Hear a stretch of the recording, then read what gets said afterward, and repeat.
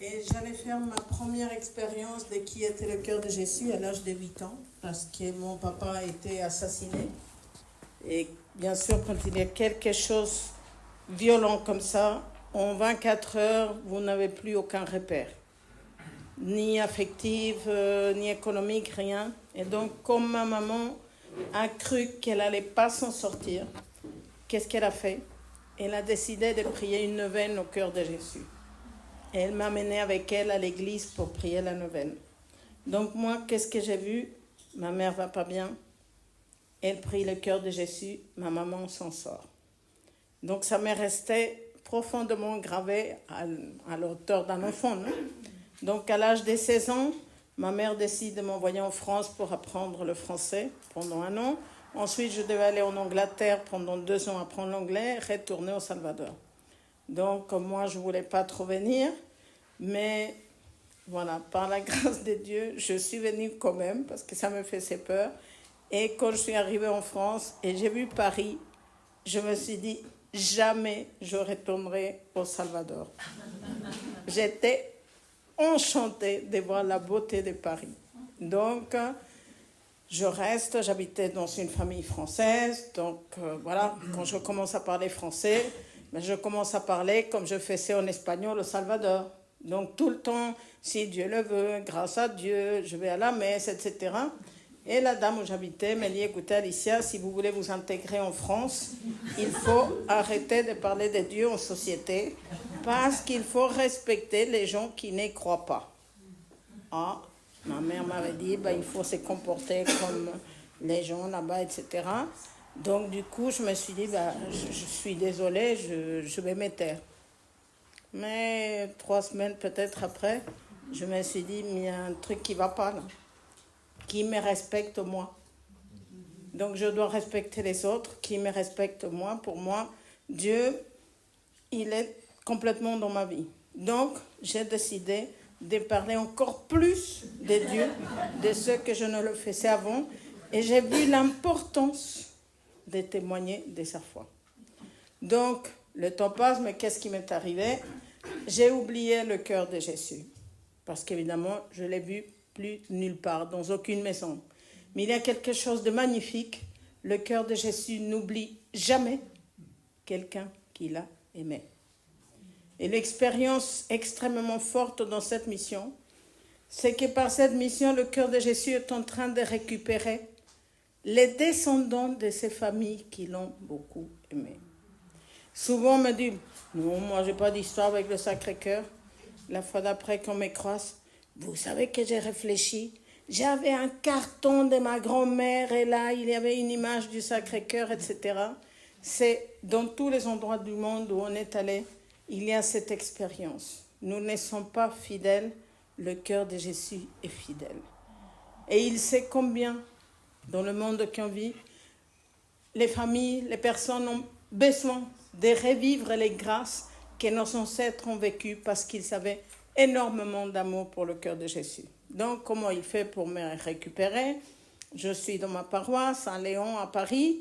Il y a des personnes de la basilique du Sacré-Cœur qui viennent et qui demandent est-ce qu'il y a des volontaires pour accueillir les pèlerins à Montmartre.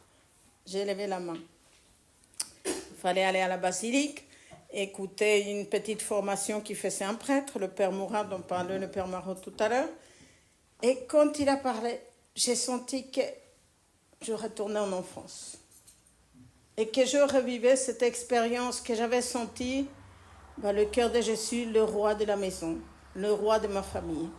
Et donc, je dis, voilà, Père, je viendrai. Il me dit, est-ce que vous êtes libre les samedis? Non, Père, je ne suis pas libre les samedis. Ah, il me dit, alors, on n'a pas besoin de vous. Mais est-ce que vous ne voulez pas devenir adoratrice du Saint-Sacrement? En quoi ça consiste?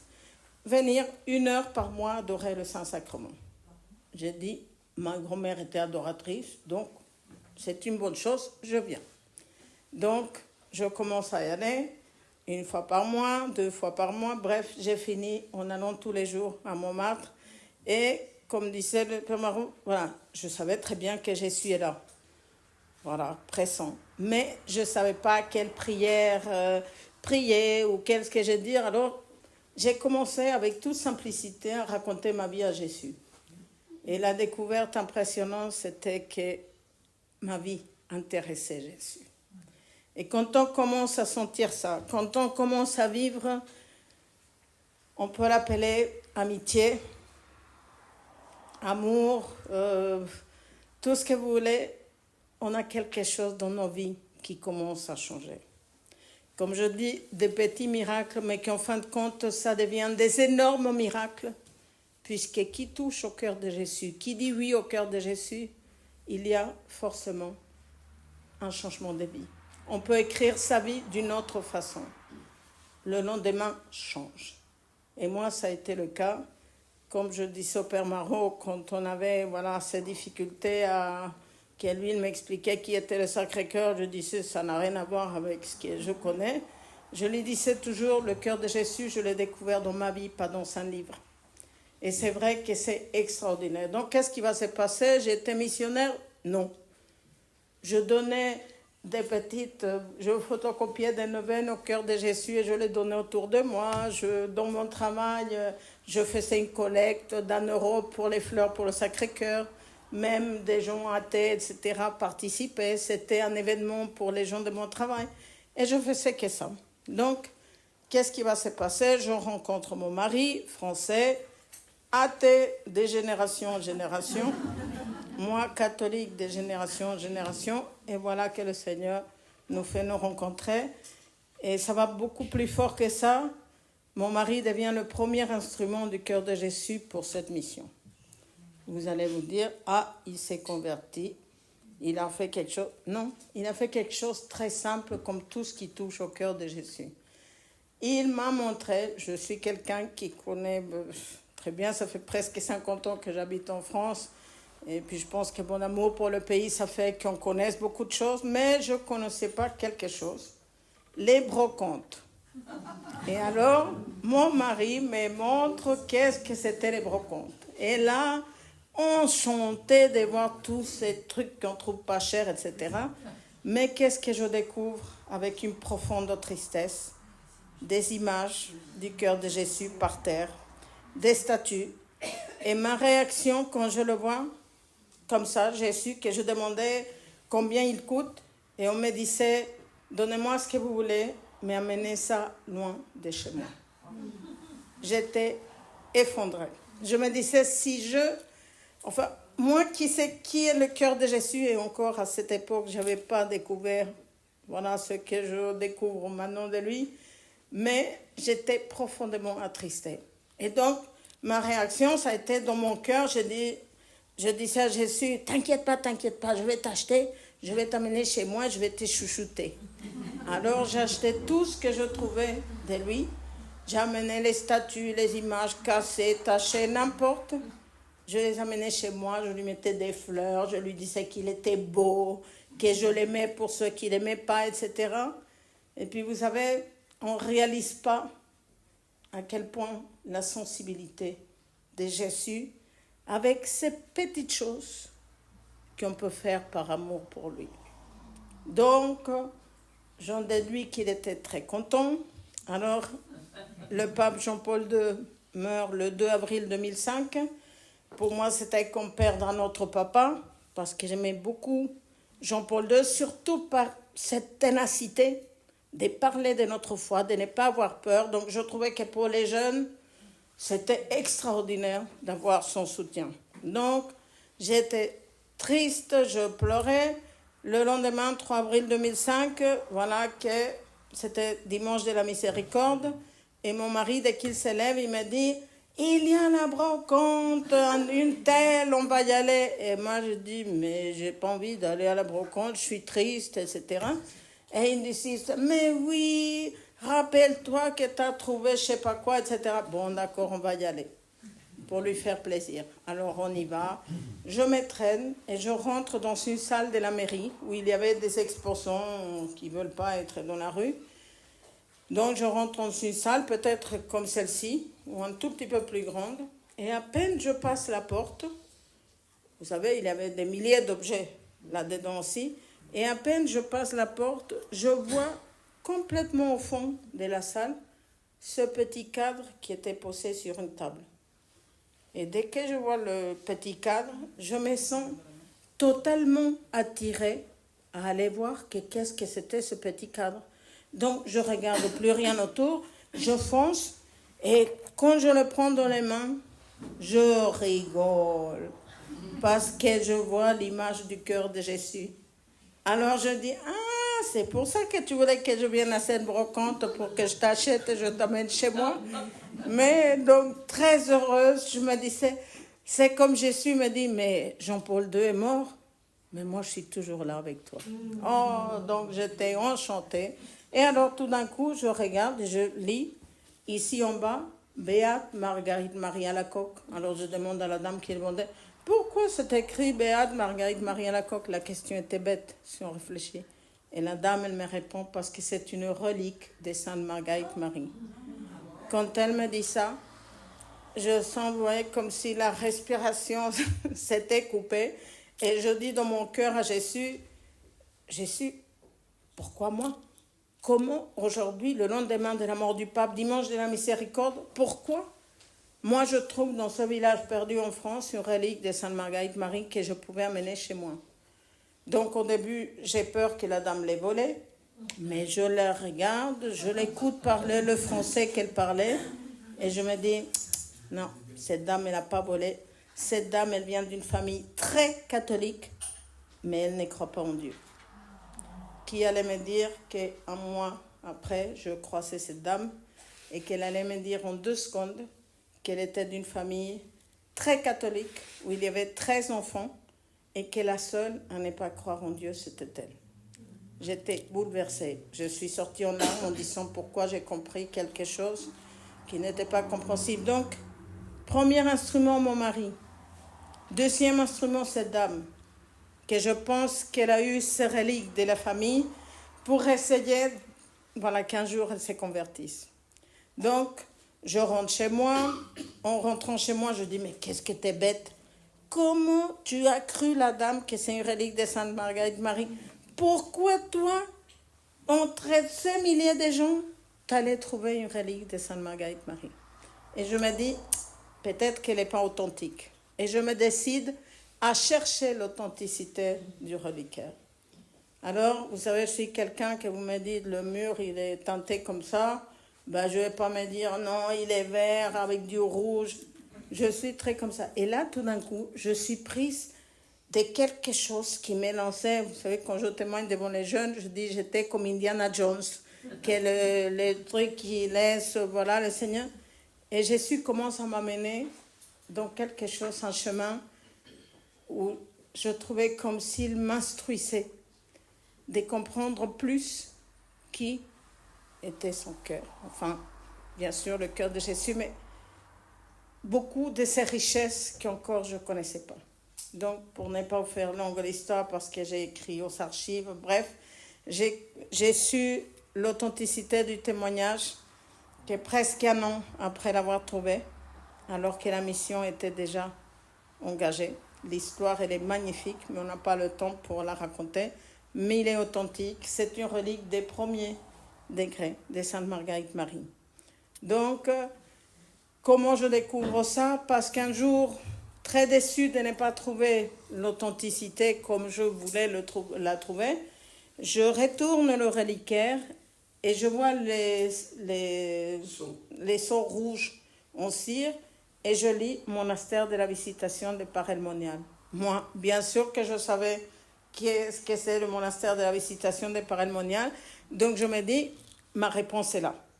Je téléphone, j'ai une sœur au téléphone, ma mère, ma sœur, est-ce que vous avez des archives qui prouvent l'authenticité des reliquaires de Sainte Marguerite Marie? Elle me dit, non, on n'a pas d'archives. Oh, je me suis dit, mais c'est pas vrai, je vais jamais savoir.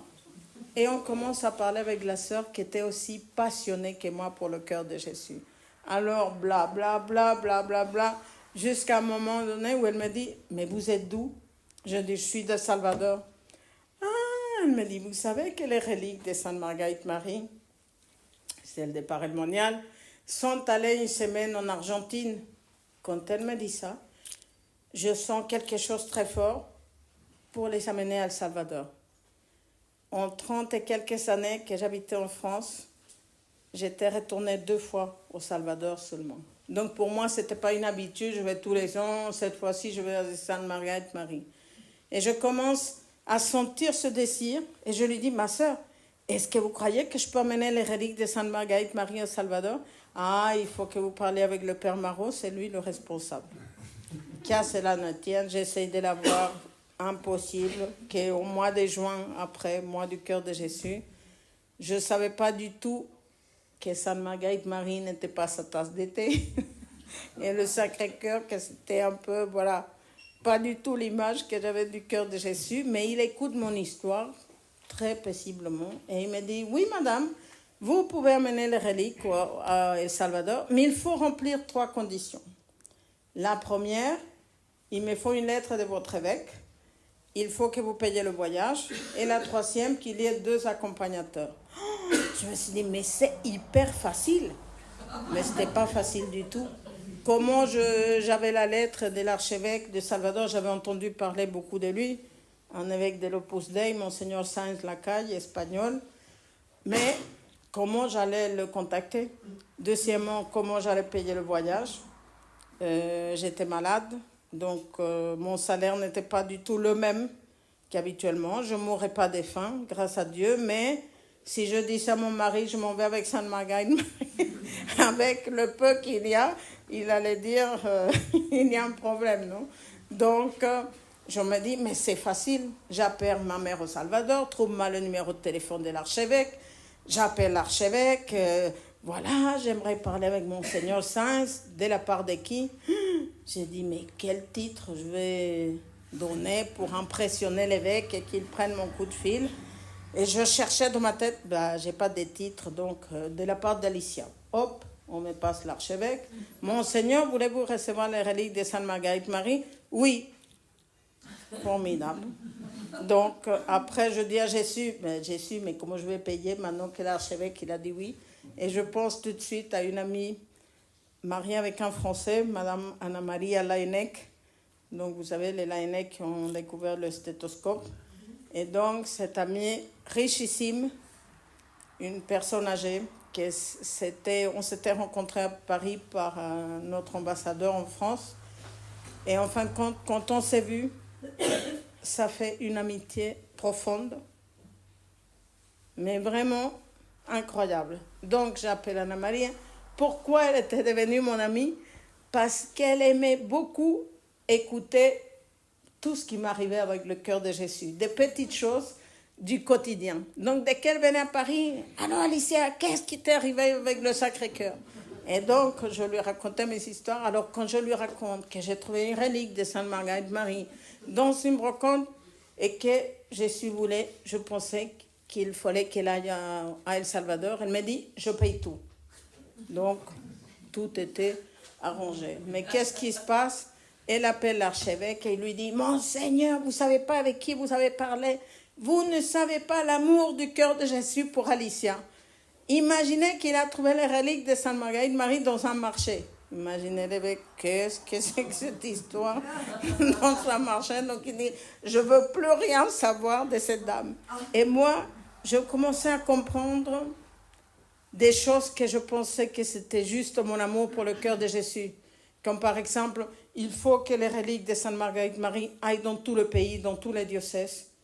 Parce que vous ne connaissez pas trop l'histoire de mon pays, mais certainement que Monseigneur Romero a été assassiné, tout ce qu'il y a eu, une guerre civile pendant des années. Donc je trouvais que les blessures, la haine qu'il y avait entre les Salvadoriens, il n'y avait que le cœur de Jésus qui pouvait le guérir.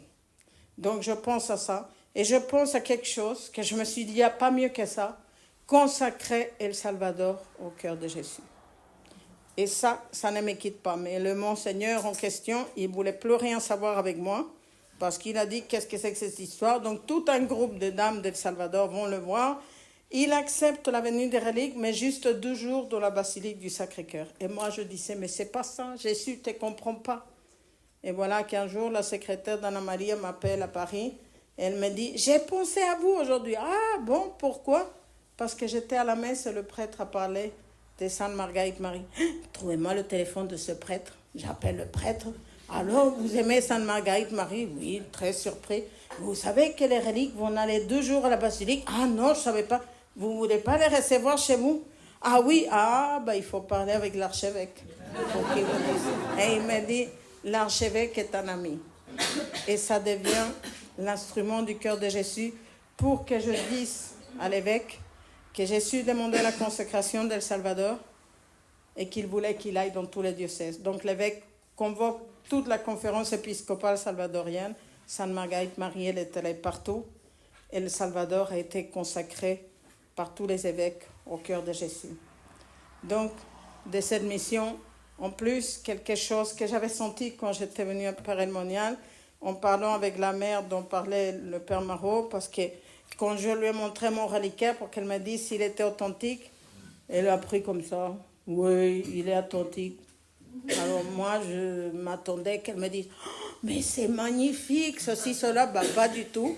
Et donc, je lui dis, pour attirer un peu son attention, parce que je ne savais pas si partir ou pas, je dis « Ma sœur, je suis la dame d'El Salvador qui va amener les reliques de Sainte Marguerite Marie au monastère de la Visitation d'El Salvador ».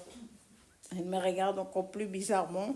Elle me dit « Il n'existe pas de monastère de la Visitation ». Et moi, dans mon cœur, je dis, il faut en fonder un.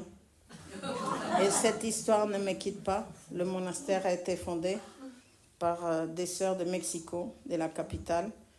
Vraiment, on a vécu une spiritualité extrêmement forte pour le cœur de Jésus. Et l'archevêque en question, quand on est arrivé, il nous a invités à manger avec le Père Marot. Bien sûr que pour une fondation, il faut un monastère, il faut l'accord de l'évêque. Et donc, quand on est allé déjeuner chez lui, moi, j'étais très surprise parce que j'avais peur de lui, parce qu'il était très strict comme ça. Et donc, ça me rappelait mon curé en espagnol aussi de mon enfance. Et alors, pendant le déjeuner, voilà qu'on était avec le Père Marot, avec une grâce d'enfant. Une mouche passait, on rigolait, etc. Et voilà que l'évêque me dit, Alicia, je voulais vous demander pardon, parce que je n'ai pas compris l'amplitude de votre mission. Moi, profondément touchée de voir son humilité. Je ne savais pas ce qu'on dit un évêque ou pas, et la seule chose qui me sort, c'est lui dire « Ah, je vous pardonne, monseigneur. Mais avec le pardon, il y a la pénitence. » Et alors, il me dit « Bon, vous me donnerez la pénitence au café. » Et au café, il me dit « Quelle est ma pénitence, Alicia ?» Je dis « Le cœur de Jésus vous demande une fondation d'un monastère de la Visitation ici. » Il a été fondé, on y revient là, il y a 15 jours. Quand vous rentrez, vous savez, pour la fondation, bien sûr, comment on fonde un monastère. Moi, je savais ce que Jésus voulait, mais aller l'expliquer à quelqu'un. Donc, j'étais prise pour une folle. Voilà, c'est n'importe quoi, parce qu'elle est salvadorienne. Père, il ne faut pas l'écouter, ceci, cela, etc. Et bien sûr que Salvador me dit, il faut trouver le monastère. On va appeler les agents immobiliers. Et moi, je dis à la secrétaire d'Anna Maria, non, il ne faut pas appeler les agents immobiliers, le cœur de Jésus va le donner. Bien sûr, on rigole, on me dit, c'est ça, le cœur de Jésus va téléphoner les agences. Et je dirais, vous verrez. Alors, quand les sœurs arrivaient pour la fondation, elles posaient beaucoup de questions. Qu'est-ce qu'ils font les Salvadoriens? Qu'est-ce qu'ils mangent? Et chez nous, il y a quelque chose de très connu qui s'appelle le poulet champêtre, pollo campero. Et moi, je me mets dans la tête, je vais leur faire goûter le pollo campero. Les sœurs arrivent, on a un déjeuner chez Anna Maria, et quand on allait arriver à une rue, je dis au chauffeur qui nous amenait, est-ce que vous pouvez m'amener au pollo campero? Il me regarde de travers en disant, vous allez manger. Et puis c'est des franchises, donc on avait passé je ne sais pas combien de franchises qu'on aurait pu s'arrêter, mais il me dit, bon d'accord, je vais y aller. On y va, on descend acheter le poulet, on sort et une des sœurs me dit, Alicia, regardez cette maison, dit, loue-moi. Ah d'accord ma sœur, je vais appeler pour voir combien ça coûte, etc. J'appelle, combien coûte la maison par mois? $800. Moi, je sais que le cœur de Jésus paye, mais pas les Salvadoriens, donc c'était gênant quand même. Je lui demande une réduction, elle me dit, venez voir la maison et on verra. Le lendemain, on va voir la maison. Quand je rentre, je commence à avoir les larmes qui coulaient. Je sentais vraiment que le cœur de Jésus rentrait avec nous. C'était très fort. Et donc, je dis à la dame, s'il vous plaît, faites quelque chose, c'est pour le cœur de Jésus. Oui, bien sûr, c'est ça pour le cœur de Jésus. Et donc, je dis, je me suis trompée. On est parti. Une demi-heure après, il était midi à peu près. Une demi-heure après, elle m'appelle. Elle me dit, est-ce que vous êtes libre à 14 heures? Je dis oui. Pourquoi? Elle me dit, parce que la propriétaire veut vous voir, parce qu'elle va vous donner la maison gratuite pour la fondation du monastère. Toute cette mission est totalement providentielle. Ça fait 18 ans qu'on voyage.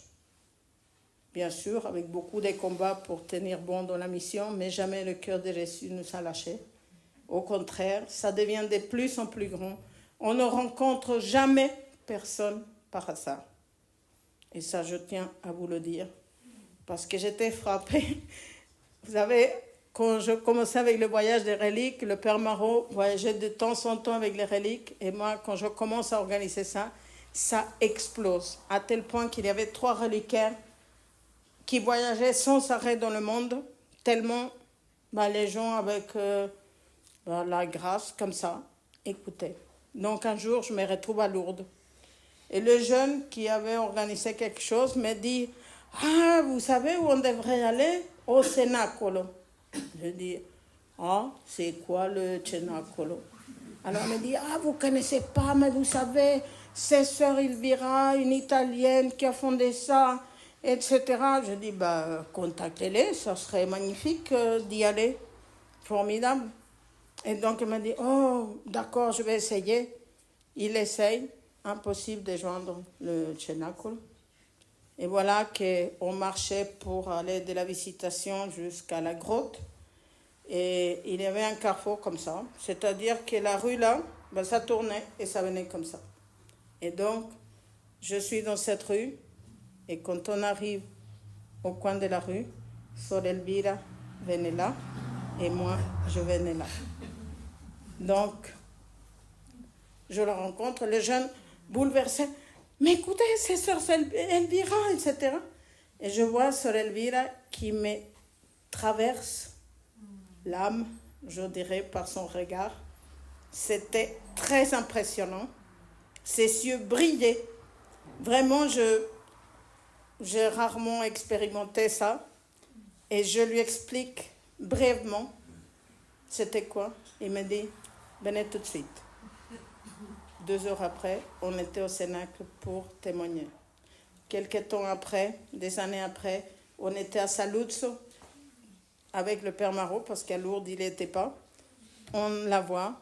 Ça serait bien que vous consacriez votre communauté au Sacré-Cœur. Son oui était immédiat. Le soir, c'était un samedi. Il y avait un événement de toute la communauté qu'un Mexicain du Cénacle m'a écrit le nom, mais j'ai oublié. Elle consacrait le Cénacle au Sacré-Cœur de Jésus. Amen. Et là, pour moi, je me dis, parce que je posais la question, ah bon, c'était ici à Paris que vous réunissez? Non, c'était pas à Paris Monial, c'était en Alsace ou quelque chose comme ça. Ah, et c'est la première fois que vous venez? Et je me suis dit, on se retrouve ici, après la mort de Sor Elvira, qui a tellement aimé le cœur de Jésus. Donc pour moi, ce n'est pas un hasard. Vous savez, cette mission est devenue, voilà, on a visité, je pense, 38 pays. On a du mal à les compter. Parfois, on se trompe, c'est plus. Parfois, on se trompe, c'est moins. C'est une mission avec une amplitude que vous ne vous imaginez pas. C'est difficile quand on le raconte comme ça, parce que parfois, on aimerait passer des films. On y va dans cette mission, dans les séminaires, dans les hôpitaux, dans les prisons, voir des hommes d'affaires, des politiciens, des évêques, des prêtres, des maisons de retraite. On va partout où Jésus nous envoie. Comment s'organisent ces missions? Parce que nous, on dit, on aimerait bien aller là. C'est rare que ça marche. Rarissime. C'est toujours Jésus. Voilà. La mardi, avec la grâce de Dieu, on part en Lettonie. Moi, la Lettonie, je ne savais même pas que ça existait. Donc, pourquoi on y va? parce qu'on fait une émission assez régulièrement avec le Père Marot, avec une télé par Internet mexicaine. Et c'est une péruvienne qui a écouté le témoignage en Lettonie et qui m'a contacté pour me dire « J'aimerais faire quelque chose pour le Sacré-Cœur. » Ah, allez-y. Parlez avec votre prêtre s'il veut qu'on vienne témoigner. Dites-lui qu'en plus c'est gratuit. Comment ça, c'est gratuit? Oui, le cœur de Jésus paye. Bien sûr qu'on n'est pas riche, ça c'est clair. Jamais on demande l'argent. Bien sûr qu'on est ravis quand on nous en donne parce que ça nous permet d'être un peu plus tranquille, mais jamais on demande l'argent. Ça fait 18 ans qu'on voyage. On a été à Tahiti, Bora Bora, Brésil, Argentine, Liban, dernièrement Philippines. Jamais il nous a manqué même pas un verre d'eau. Une expérience de la providence qui nous fait connaître le cœur de Jésus.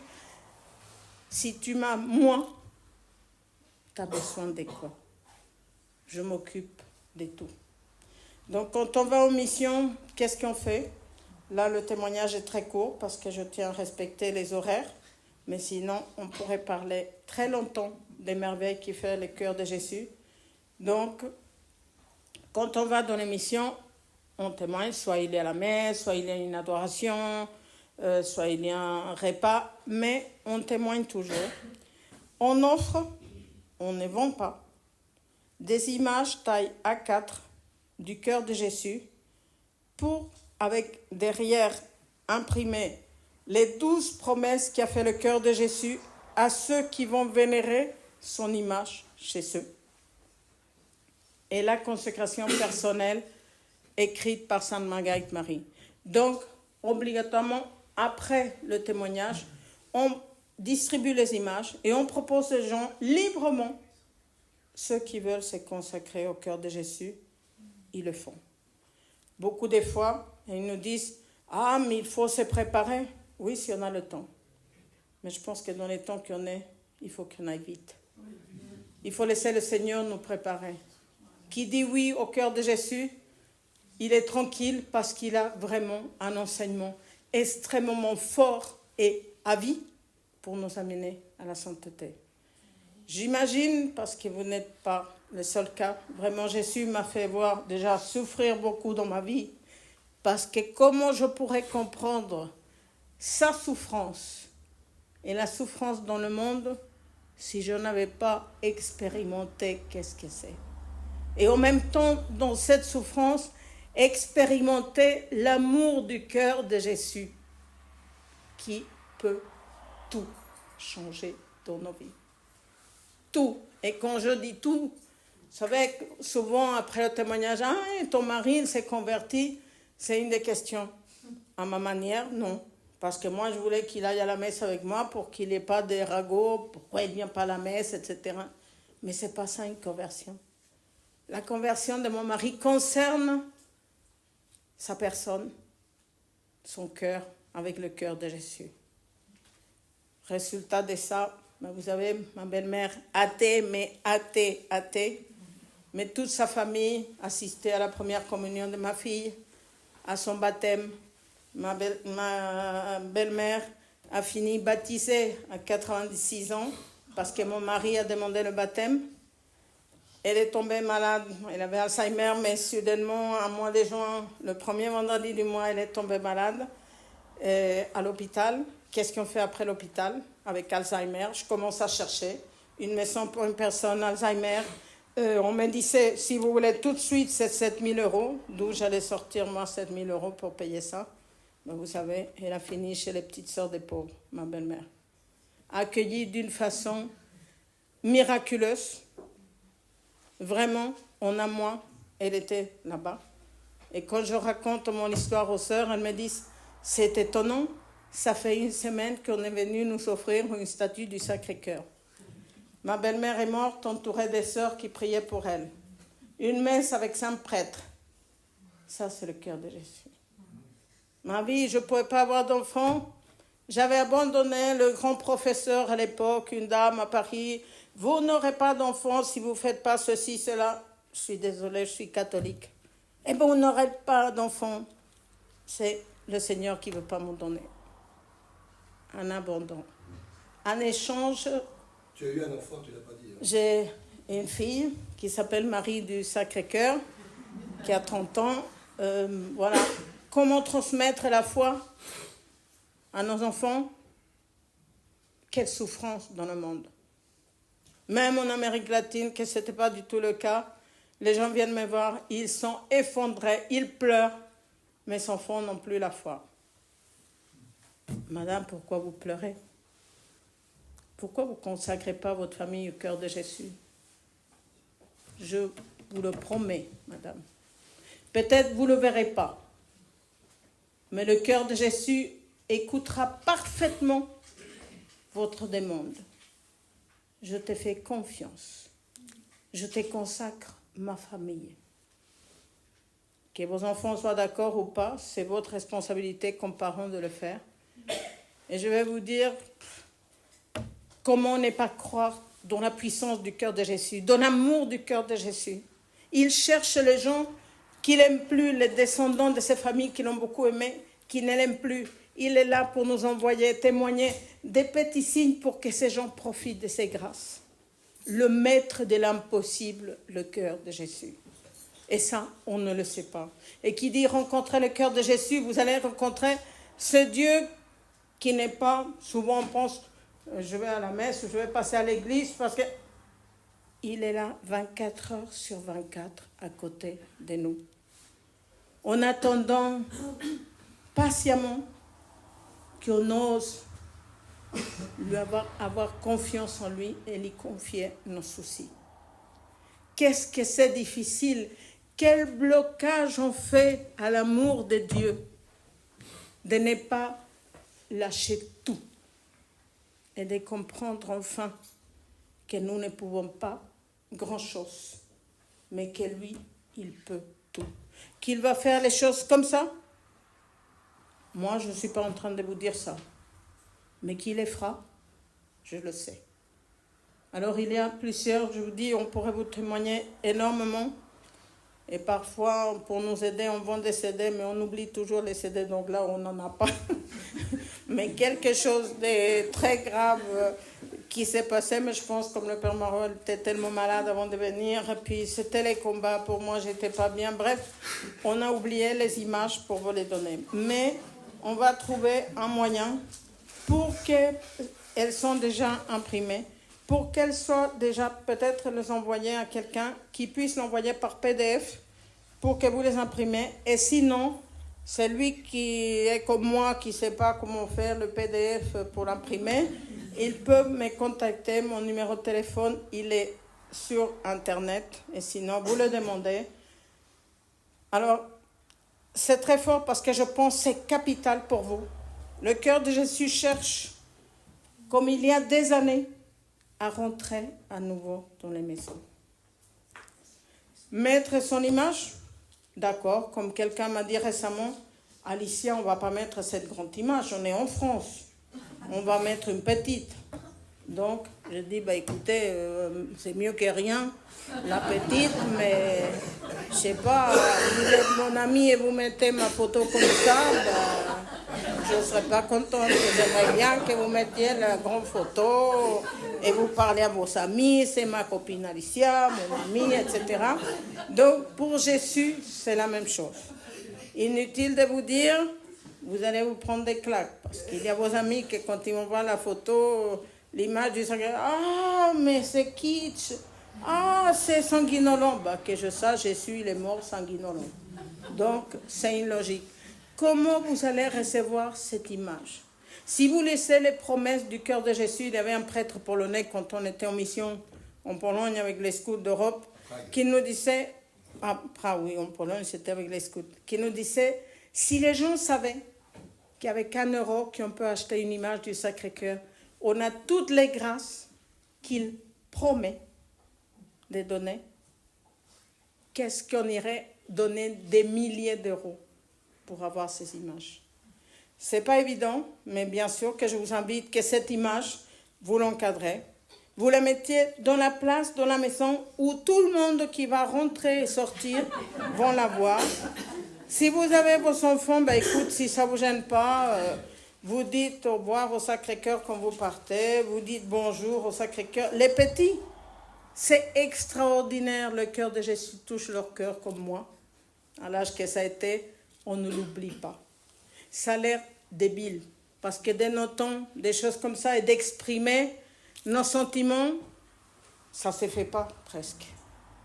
Donc vous savez, moi qui habite en France, que j'ai la culture latino-américaine que je n'ai pas perdue, et que bien sûr Jésus a utilisé pour autant la culture que j'ai de la France et européenne par rapport à l'Amérique latine, ça ne se fait pas. Mais il y a quelque chose. En France, il y a un grand cœur, mais vous êtes blindés pour que personne ne le sache. Et je pense que c'est très important de dévoiler les sentiments qu'on a pour qu'on puisse irradier cet amour, cette simplicité. L'amour, c'est pas je réfléchis et puis pendant 3 jours je vois si je dis à mon fils que je l'aime. Non. La simplicité, c'est tout de suite, ah, ça m'est sorti comme ça. Vous voyez, les consécrations, je vais me préparer. C'est super. Vous prenez conscience de l'acte que vous allez faire. Mais peut-être Jésus, il va être là. Et si tu me disais maintenant que tu m'aimes? Vous savez, ça change tout. Ça change une vie. Et vraiment, vous savez, quand je parle du cœur de Jésus, on le fait dans le monde parce qu'on a des milliers de personnes. Ben, vous avez ici à Paris-le-Monial, la garde d'honneur du cœur de Jésus, elle était morte. Et c'est grâce à la mère de la Visitation de Mexico qui a parlé avec le Père Marot, qui a parlé avec moi, pour nous supplier qu'on parle ici pour que la garde d'honneur recommence avec la Visitation. Si vous allez les voir, je pense, j'entendais tout à l'heure quand je passais quelqu'un qui faisait un speech, « Ah, la garde d'honneur, et maintenant, on reçoit des mails de tout le monde. » Le cœur de Jésus. Et puis pas seulement ça, parce que vous avez, bien sûr que je suis peinée par ce que vous vivez dans vos familles. Le partage que j'ai eu avec certains, c'est très dur ce que vous vivez. Mais sachez qu'on a tous nos croix. Et que quand ces croix sont tournées avec le cœur de Jésus, qu'on ne peut plus les porter, et qu'on lui demande, s'il te plaît, tu peux m'aider. Tu vois bien que je n'en peux plus. Il va vous dire toujours oui. Pas à votre façon, mais à la sienne. Jésus, nos enfants, il y a quelque chose. Est-ce que dans quelque chose, j'ai failli à l'éducation? Vous savez, quand les personnes nous disent, mes enfants n'ont pas la foi, est-ce que vous croyez que c'est facile d'être tenace à dire à vos fils, alors que quand vos fils vont à l'école, on va leur dire tout le contraire de ce que vous dites à la maison, mais l'expérience, elle est très forte. Si vous témoignez devant vos enfants, vous savez, parce que j'entends des catholiques, dites pas que je suis consacrée au Sacré-Cœur. Je me dis, mais attendez, mais ça va pas, vous êtes ou vous n'êtes pas? Vous savez, j'étais frappée d'entendre en France, ah, je suis catholique non pratiquante. Mais c'est quoi ça? Oui, on n'est pas. Et tout le reste, justement avec le cœur de Jésus, on a une tromperie de l'ennemi incroyable, avec une finesse, avec une puissance. Mais je vous dis, le cœur de Jésus travaille très finement, en silence et très fortement. Alors vous savez, si on se retrouve ici aujourd'hui, c'est parce qu'il compte sur vous. Il va vous consoler tout, mais j'aime plutôt dire ce que vous pouvez faire pour lui, parce que je sais moi ce qu'il fera pour vous. Mais je crois qu'aujourd'hui, je me disais, oui, c'est de la peine, etc., quelle souffrance, etc. Mais moi, vous voulez que je vous dise, je vous vois en feu aujourd'hui. Et le cœur de Jésus veut non seulement que vous offriez vos souffrances, mais que vous lui disiez, je vais avec toi t'accompagner pour que tu règnes dans le monde, pour que nos familles ne soient pas détruites, pour que nos familles s'en sortent. Avoir une image du Sacré-Cœur, les témoignages qu'on a, c'est extraordinaire. Il vraiment fait les promesses qu'il a faites. Elles sont très simples. Je vous demande juste, expérimentez-le. Et tout à l'heure, vous savez, il y a quelqu'un qui était assis à côté de moi pour manger. Et j'avais depuis ce matin, mais qu'est-ce que... Jésus, bon, tu sais que je réfléchis, qu'est-ce que je vais dire? Même si je sais que ce n'est pas moi qui vais dire, parce que je pourrais vous parler de merveilles, d'autres choses, c'est ça. Mais ce matin, je disais, c'est comme si Jésus disait, mais invite-les à être missionnaires de mon cœur. Je dis, je ne sais pas s'ils sont. J'avais quelqu'un à côté de moi qui me disait, si un jour on vous invite, vous viendrez témoigner en Espagne? Bien sûr, et puis ça ne coûte rien. Alors vous savez, je pense que vous êtes là, pas seulement pour que vous sentiez, oui, votre souffrance, mais que le cœur de Jésus veut vraiment révéler dans votre souffrance sa puissance et que vous l'aidiez à régner. Croyez-moi que si vous l'aidez à régner, la première personne, votre fils, votre fille, qui vous porte tellement de détresse, de tristesse dans votre famille, vous verrez ce qui se passera. Vous savez, pour mon mari, à aucun moment, que parfois je dis Jésus, si ça se trouve, c'est pas ça, c'est faux, ça sera ça. Mon mari qui laisse faire la mission, qu'il ne comprend rien, voilà, maintenant il va à son travail, il passe à l'église, autant vite fait il rentre, vite fait il sort, mais peut-être c'est ce que Jésus lui demande. Donc vous savez, ça aussi, nous sommes très exigeants avec les autres et parfois pas avec nous-mêmes. Donc, offrons l'amour du cœur de Jésus qui ne nous exige rien, je dirais. C'est juste un petit oui. Et lui va changer tout. Donc, laissons la chance aux autres aussi, le temps de Dieu. Et puis de nous dire, voilà, on a ces enfants. Il y en a qui vont s'en sortir. Peut-être pour d'autres sont difficiles. Et moi, Jésus, quelle est mon attitude? Comment je m'en sors?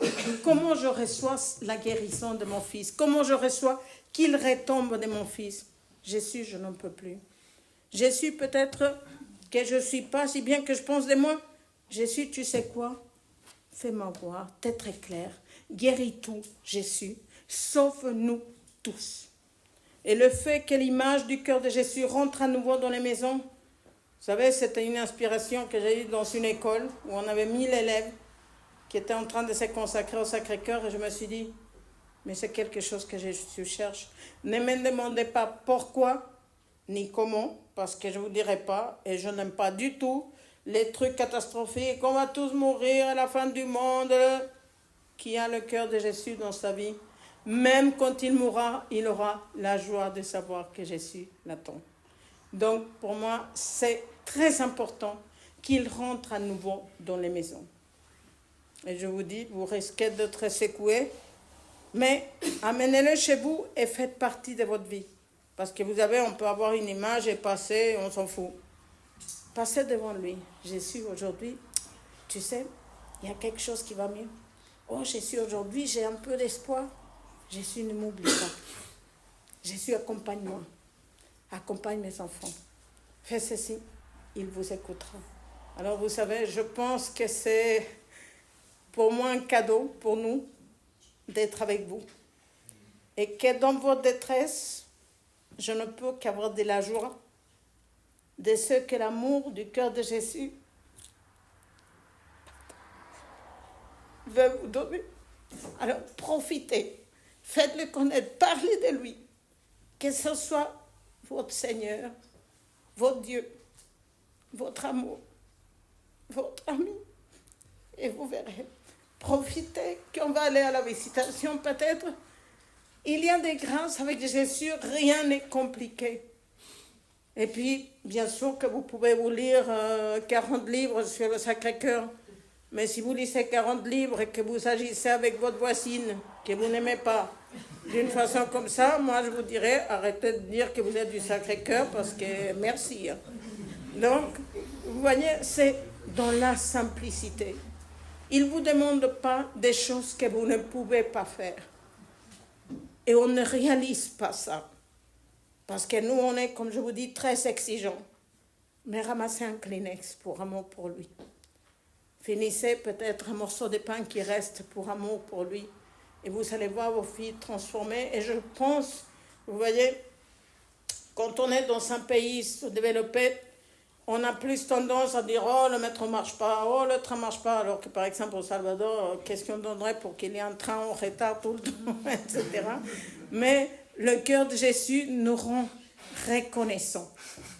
Et dans notre détresse, la moindre petite chose, merci Jésus. je ne vois pas mon fils Jésus, mais peut-être toi qui le vois, embrasse-le de ma part.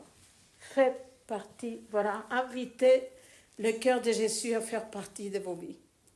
Et vous verrez qu'il y a une autre chose, je serai enchantée, Dieu verra. Si vous connaissez quelqu'un dans vos paroisses que vous dites, pour nous faire venir quelque part, il faut parler avec un prêtre pour la paroisse, ou avec des amis, ça peut être une communauté, ça ne nous dérange pas, parce que dans cette mission, il faut le savoir, Jésus cherche beaucoup les laïcs, beaucoup, parce que malheureusement, parfois, il n'est pas écouté là où il aimerait être écouté. Donc, si vous pouvez faire quelque chose pour lui, je vous dis, je viens, ça vous paraît gonflé peut-être, parce qu'on vient pour vos enfants, etc. Et moi, je viens vous dire, non, allez hop, il faut bouger, il faut faire quelque chose pour le cœur de Jésus. N'hésitez pas à nous contacter. Tous les vendredis, on prie pour les intentions qu'on nous confie. Je marche par WhatsApp parce que je n'aime pas écrire ou je ne sais pas trop écrire. N'hésitez pas à nous appeler. Vous voulez qu'on vienne pour voir un groupe, pour votre paroisse, pour n'importe un hôpital, une maison de retraite. Vous voyez, c'est, par exemple, au Salvador, juste pour vous donner un détail, je rêve ça en Europe, non, mais peut-être pas, peut-être pourquoi pas. Mais au Salvador, quand on est allé, il y a eu une députée qui a voulu amener les reliques de Sainte Marguerite Marie à l'Assemblée nationale. Et moi, quand j'ai entendu ça, j'ai dit, je veux rencontrer la députée. Et donc, je rencontre la députée, merci beaucoup d'amener Sainte Marguerite Marie à l'Assemblée nationale. Ça me paraissait, moi, au Palais Bourbon, je me suis dit, c'est quand même énorme. Et donc, comme ça, très simplement, je lui dis, ça ne vous dérange pas de me rendre un service? Oui, de quoi vous avez besoin? Je dis, est-ce que vous pouvez parler avec le président de l'Assemblée nationale et dites-lui que le cœur de Jésus lui demande de consacrer l'Assemblée nationale salvadorienne à son cœur. Et si je peux témoigner devant les députés. J'ai cru mourir quand j'ai réalisé ce que j'avais demandé et la réponse du président a été oui. Et moi, avec la guerre civile, les députés communistes, extrême droite, tout, je les ai vus tous debout, en train d'être consacrés au cœur de Jésus. Parfois, on me dit, en France, c'est pas possible. Et pourquoi c'est pas possible? Déjà, quand Montmartre a été construite, vous savez, il n'y a pas pire que de voir noir. Et je comprends que dans le monde qu'on vit, il n'y a que ça. Vous allez au Salvador, vous allez au Guatemala, vous allez n'importe où, mais c'est l'horreur, la morale, tout ce qui est en train de se passer, c'est de la folie. On se sent totalement impuissant pour ça. Mais moi, je vous dis, vous êtes impuissants, mais pas le cœur de Jésus. Donc, notre impuissance, notre petitesse, confiée au cœur de Jésus, vous allez faire des grandes choses. Donc, que vous partiez d'ici vraiment dans la joie de savoir que le cœur de Jésus est avec vous, qu'il vous aime beaucoup. Et je ne peux pas m'imaginer la joie, enfin plutôt ne pas m'imaginer la joie de Sœur Elvira de vous voir à Paray-le-Monial et d'entendre que le cœur de Jésus, c'est dans la vie quotidienne. C'est pas dans l'église, c'est pas que vous ne me voyez pas, mais surélevé, là, dans l'air, etc. C'est dans le quotidien, dans la réalité, dans notre vie. Donc, allons tous à la chapelle des apparitions après, et puis on est là.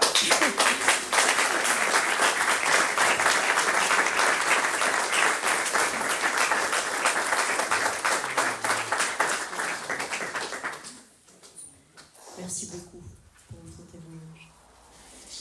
Alors nous allons nous préparer, partir à la basilique. Rendez-vous à 15h avec le Père Étienne Kern.